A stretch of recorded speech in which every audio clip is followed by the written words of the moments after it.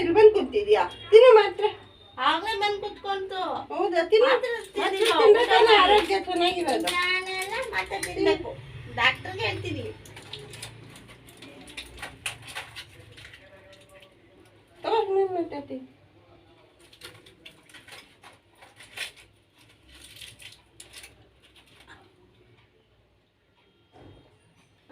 Good girl, good lady.